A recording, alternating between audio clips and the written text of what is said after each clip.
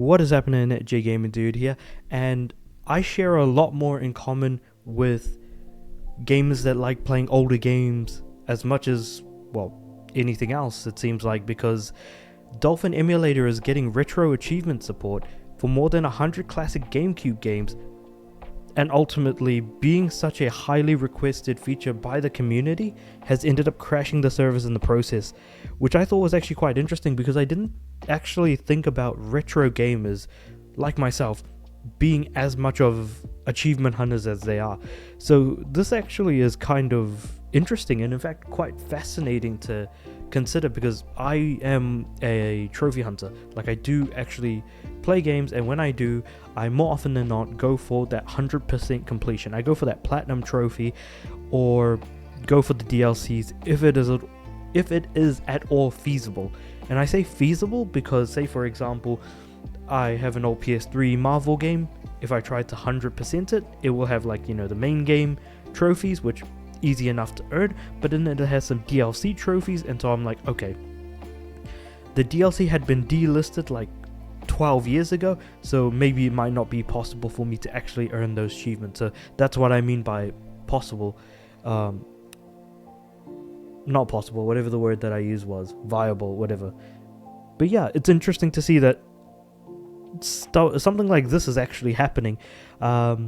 Now, there is an update that RetroAchievements servers is now back online, which is great to see. But yeah, so here's a list of some of the popular titles that's going to be supported for this feature. So we've got stuff like Wind Waker, Crystal Chronicles, Super Mario Sunshine, Harvest Moon Wonderful Life, which is, oh man, that's such a good game. Oh, I want to go back and replay it.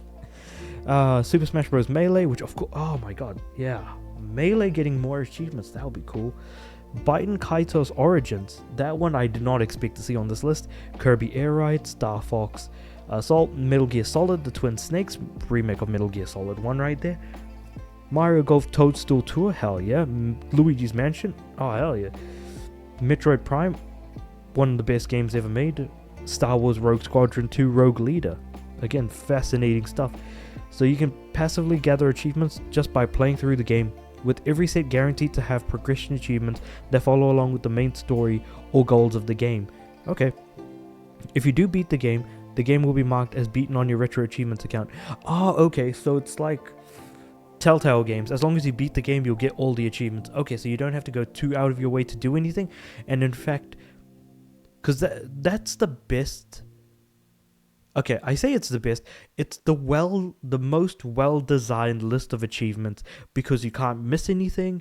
It doesn't require, the internet or like playing with other people, because online trophies are the worst, or online achievements, glitchy and buggy achievements are also the worst. And those sorts of things are preventative measures from allowing you to be able to complete a list, or playing a game on a higher difficulty, or having to replay a game multiple times because there's a certain number of playthroughs that need to be done on each difficulty sometimes, or because you need to get specific endings, you need to get through the game a certain number of times and then put saves in certain locations. So this completely simplifies the whole thing by just being like, hey, just play the game and enjoy it, and you will earn those achievements guaranteed. So that's just a cool idea.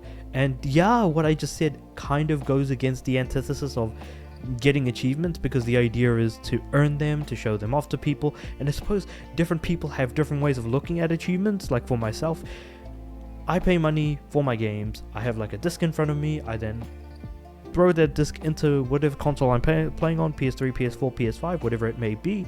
And then in order to get the most out of the game, I try to earn all the achievements in the games, because sometimes they'll ask you to do extra things that you normally wouldn't try, or I would not have tried to do had I just been playing the game with the intention of just waiting to reach the end rather than going out of my way to do extra bits and pieces. It does add hours to the game, and that extra time that's added, I feel like I'm getting more out of what I had originally paid for, though.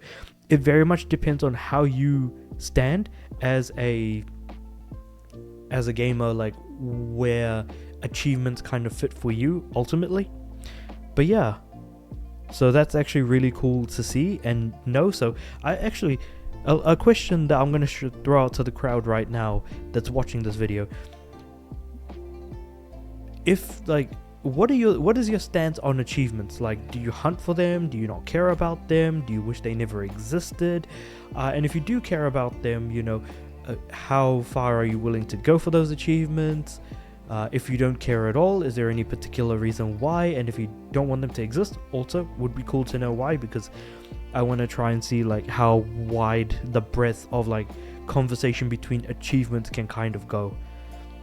But this last paragraph actually kind of just piqued my interest as I was looking through it. But a number of other emulators have added support for RetroAchievements in recent years, including PS1 emulator DuckStation and PSP emulator PPSSPP, which I should actually check that out and actually turn on that feature, because I do use this emulator, but I don't think I've seen the option for it. Maybe I need to like enable it or something.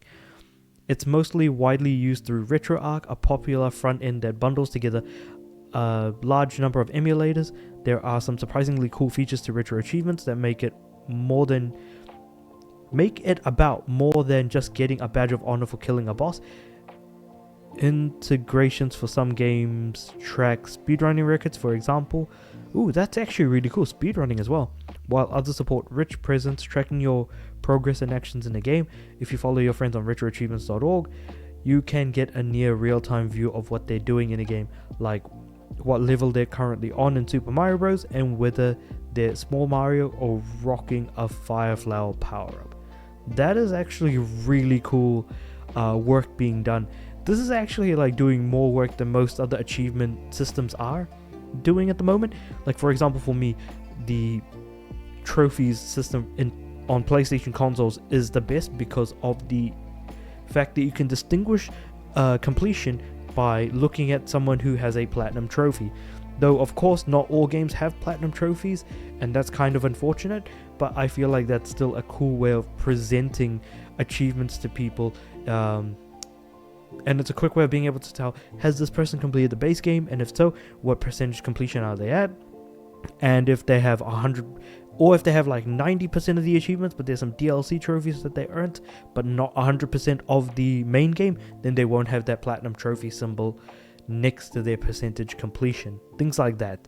Anyway, this is just kind of me gushing on and on about achievements pretty much, but let me know what you guys think about all of that in the comments below.